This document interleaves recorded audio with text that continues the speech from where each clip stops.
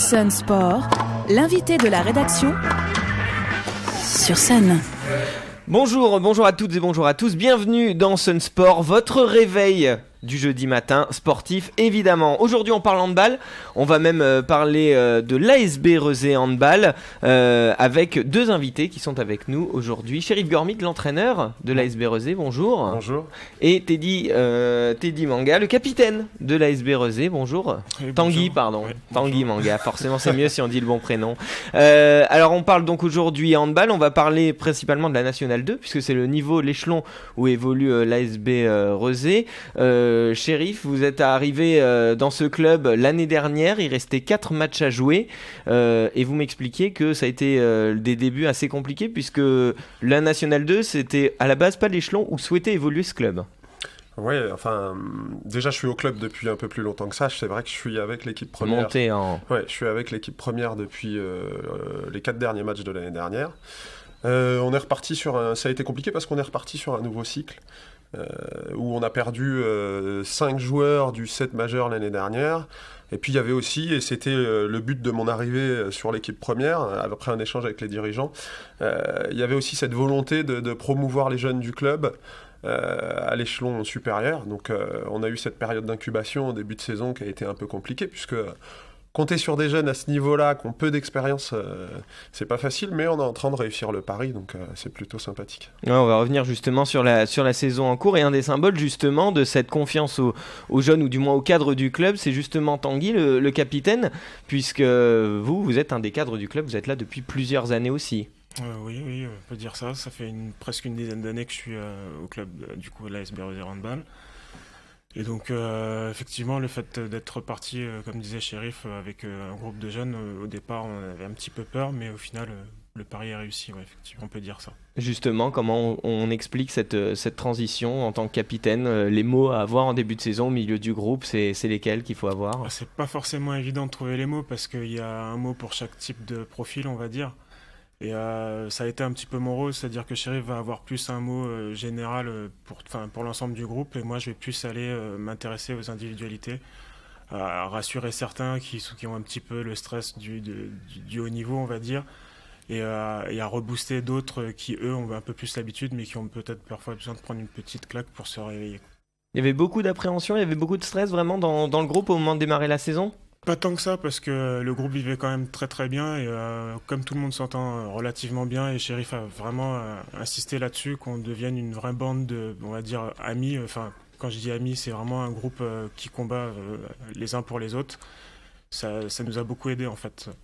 D'accord. Chérif, justement, c'est un groupe que vous connaissiez bien au moment d'arriver en équipe première, puisque vous le disiez avant, vous preniez l'équipe qui était en pré-nationale, vous les avez formés en partie, ces jeunes joueurs. Du coup, la confiance, elle était là, j'imagine, quand même en début de saison, puisque vous connaissiez le potentiel de votre groupe.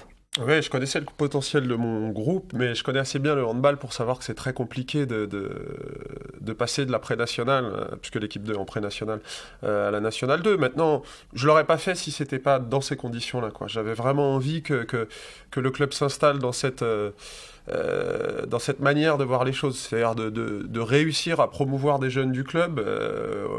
Un club, c'est une pyramide, et le haut de la pyramide, c'est l'équipe première. C'est celle qui doit faire rêver nos jeunes, nos gamins. Et quand vous arrivez à faire jouer des joueurs qui sont formés au club, ça permet d'avoir une visibilité pour le reste du club et puis pour les clubs aux alentours. Et ça permet de se dire qu'à la SBR, on peut avoir été formé au club et jouer en équipe première. L'exemple que j'ai aujourd'hui, c'est plusieurs de nos gamins. Eudes Piédalu qui a été formé au club, Wassef Rekik, on a Luc aussi Vacher. On a beaucoup de joueurs historiques. Alors c'est une amalgame entre des joueurs qui sont là depuis très longtemps, comme Johan Lenormand, comme Tanguy, comme Didier Lallemand, et des gamins qui ont été formés au club et qui commencent à s'installer en National 2 cette année. Alors justement, quand vous avez appris et quand vous êtes arrivé à diriger l'équipe première, il y avait beaucoup de départs annoncés, ces départs se sont confirmés, il a fallu donc reconstruire, on a fait appel aux jeunes. Ces 4 matchs-là de la fin de la saison dernière pour préparer la saison suivante, comment on les aborde quand on sait que plus de la moitié de l'effectif et pratiquement tout le set de départ va partir? Alors, pour la petite histoire, la lecture est peut-être pas la bonne, parce qu'au départ, c'était pas certain que je reprenne l'équipe première l'année d'après. Je l'ai fait en concertation avec le président et les dirigeants, et aussi les joueurs, parce qu'il y a beaucoup de joueurs avec qui j'ai joué, avec qui je suis ami, et c'était plus pour rendre service en fin de saison. Je m'étais pas projeté là-dessus. Ça vous n'avez pas du tout traversé l'esprit, si, éventuellement, de continuer après ? Si, forcément, mais j'avais une telle attache avec mon groupe de pré-national qu'il a fallu que je réfléchisse et que je pèse le pour ou le contre. Après, c'est compliqué parce que vous allez forcément, sur la saison d'après, préparer une équipe qui ne sera pas du tout la même. Donc voilà, c'était compliqué, mais bon, on y arrive. Ça n'a pas été évident au début de la saison, mais on y arrive tout doucement. Tanguy, quand on arrive à la veille du tout premier match de championnat, que ça y est, c'est l'heure d'y aller, il faut se maintenir, il faut rester en National 2, comment on sent avant d'aborder une saison qui peut être cruciale, parce qu'en cas de succession de mauvais résultats, très vite ça peut être le doute avec une équipe qui est inexpérimentée au très haut niveau en tout cas au niveau national. Moi, de par ma culture, Chérif pourra le confirmer, j'aborde tous les matchs en me disant aujourd'hui on gagne. Donc peu importe ce qui va se passer. Un bon capitaine, ça, qui démarre les matchs en disant qu'il veut gagner les matchs. Ouais, voilà, on joue pour gagner à la base et pour se faire plaisir aussi, bien sûr, avant tout. Mais c'est vrai que moi, j'ai commencé en me disant on a le groupe qui peut faire quelque chose, on va réussir. Alors justement, finalement, le championnat se passe plutôt bien. Il a bien commencé, il continue plutôt bien. On est aujourd'hui, l'ASB Rezé, 4e du championnat. Ça aurait même pu, à la faveur de quelques résultats positifs, se jouer sur le podium, cette fin de championnat. Finalement, c'est plus la 4e place qui se profile à l'horizon aujourd'hui. Un petit bilan, là, à l'approche de la fin de saison, puisqu'il reste, je vois, 5 matchs de championnat. Voilà, Tanguy, par exemple, comment on estime le championnat de l'ASB Rezé pour le moment ?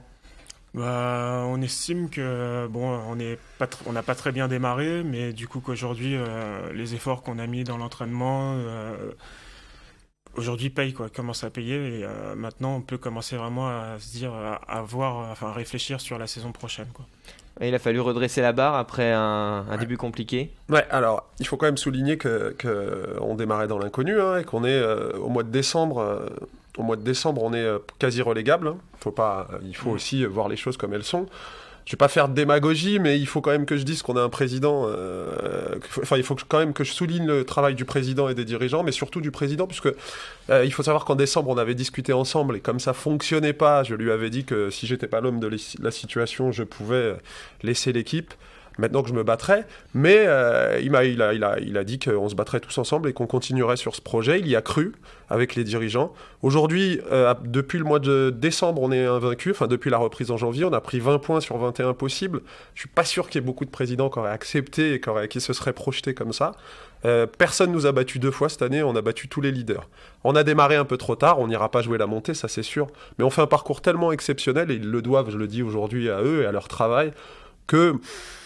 Voilà, moi je me satisfais de ce qui se passe. On avait dit un maintien, aujourd'hui on est 4e. Quoi de plus exceptionnel que la saison qu'on est en train de faire ? Là, c'est évident. Surtout qu'il y a une victoire, vous avez dit, vous avez battu tous les leaders, dont Pouzauges. Et justement, ils vont prendre leur revanche. Ils vont essayer de prendre leur revanche. Pouzauges, c'est la prochaine journée, le 28 mars. Avec un maintien qui est acquis maintenant, comment on aborde ce genre de rencontres ? C'est des rencontres de gala, c'est du bonus, Tanguy ? On veut les gagner, j'imagine, du coup, vous connaissant Forcément, voilà. On va vouloir aller gagner là-bas. On sait, surtout qu'on connaît le contexte, on sait très bien qu'à Pouzauges, on est attendu, que ça va être la grande fête là-bas. C'est du grand spectacle là-bas, c'est comme vous venez de le dire, un match de gala. Mais c'est vrai que nous, on y va avant tout pour gagner. C'est de toute façon tous les matchs. Et puis il y a la confiance avec vous en plus, parce que vous venez de battre la réserve du Phoenix de Toulouse. Exactement, c'est pas à nous d'avoir peur, nous on y va avec nos armes et on espère justement les faire plier, quoi. Il y a un objectif précis là sur les 5 matchs, c'est quoi ? C'est 4 victoires, c'est faire le mieux possible, il n'y a pas d'objectif précis, comment ça se passe ? L'objectif, c'est de gagner les 5 matchs. De toute façon, moi, jusqu'au bout.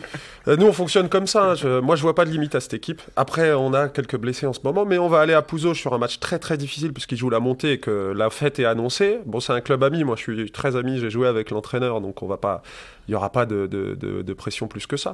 Mais si on peut aller les titiller là-bas, et c'est le but, c'est comme ça qu'on prépare la semaine, pourquoi pas ? Alors justement, la fin de championnat s'annonce bien, on va se projeter un tout petit peu la saison prochaine. Quand on assure le maintien comme ça, avec une deuxième moitié de saison exceptionnelle, quel objectif? Est-ce qu'on commence à en parler un peu de la saison, pour la saison prochaine, ou finalement non, on définit déjà cette saison et puis on verra un peu ce qui se passera à l'intersaison? Évidemment qu'on est dans une forme de confort, hein. Quand on est maintenu dès le mois de mars, c'est plus facile de préparer la saison d'après. On arrive avec le travail de Johan, d'ailleurs, le Normand a fidélisé de plus en plus de monde autour du club. On n'a jamais eu autant de monde dans la salle, donc ça crée une émulation autour du club depuis quelques temps, et nous on le ressent. Maintenant oui, on prépare la saison prochaine. Pour l'instant, l'objectif, ça va être de faire mieux que cette année. Donc mieux que cette année, jusqu'à maintenant, ce sera les 3 premières places, voire plus. Mais c'est sûr, on prépare la saison prochaine, mais on restera toujours sur ce plan de bataille qui est de former des joueurs et de garder nos gamins avec nous, qui ont ces valeurs de club depuis très très longtemps. Tanguy, le spectre du début de cette saison, faudra éviter qu'il replane au-dessus de l'équipe au moment d'aborder une nouvelle saison. Oui, bien sûr. Là, ça va être, on va mettre un point d'honneur dessus, je pense, et puis faire en sorte de faire un meilleur départ de championnat.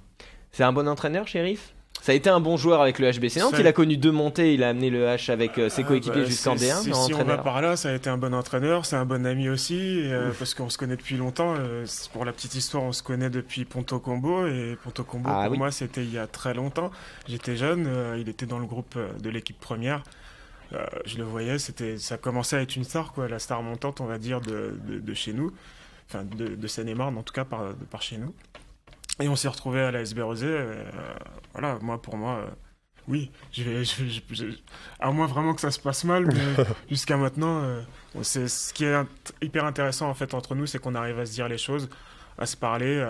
Il peut y avoir des coups de gueule, mais ça se passera toujours bien parce qu'on a toujours été comme ça, francs l'un envers l'autre et avec tout le groupe. La Chérif, cette relation capitaine-joueur, cette liaison très forte qu'il y a entre vous, ça aide comme ciment pour solidifier le groupe? Beaucoup de joueurs de notre équipe l'appellent tonton Tanguy parce que c'est un vrai sage. Après, ouais, de toute façon, moi, j'ai vraiment. Alors, je parlais de valeur. Je pense qu'on peut pas réussir dans un groupe ou dans n'importe quel sport collectif s'il n'y a pas cet esprit de groupe. Et le garant de l'esprit de groupe, souvent, c'est le capitaine. Et lui, il gère super bien ça. Donc, tout va pour le mieux. Hein. On a des joueurs qui sont capables de gérer cet esprit, et lui en particulier. Surtout que moi, il faut que je l'avoue, hein, je suis un entraîneur caractériel. Alors c'est vrai que ça choque des fois quand on vient et qu'on le voit de l'extérieur, mais j'ai une telle affection pour mes joueurs qu'il n'y a que quand on est dans le groupe qu'on peut le voir, quoi. C'est pas si étonnant quand on regarde comment ça se passait au HBC Nantes. Justement, un petit mot sur la situation actuelle du HBC Nantes, on terminera là-dessus. Quelle vision vous avez aujourd'hui du Handball Club de Nantes? C'est plus le même club que j'ai connu, moi. Ils sont sur d'autres sphères, mais c'est le club qui m'a permis de vivre mes plus belles années handballistiques. J'y ai gardé des amis. Le directeur sportif, Patrice Lignière, est un bon ami à moi.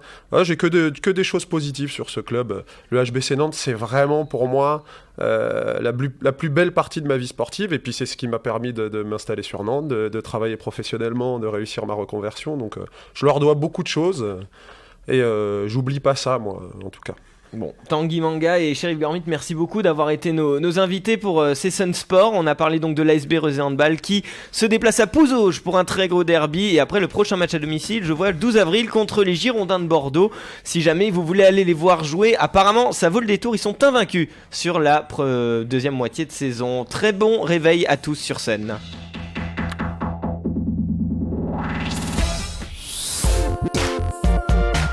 www.lesonunique.com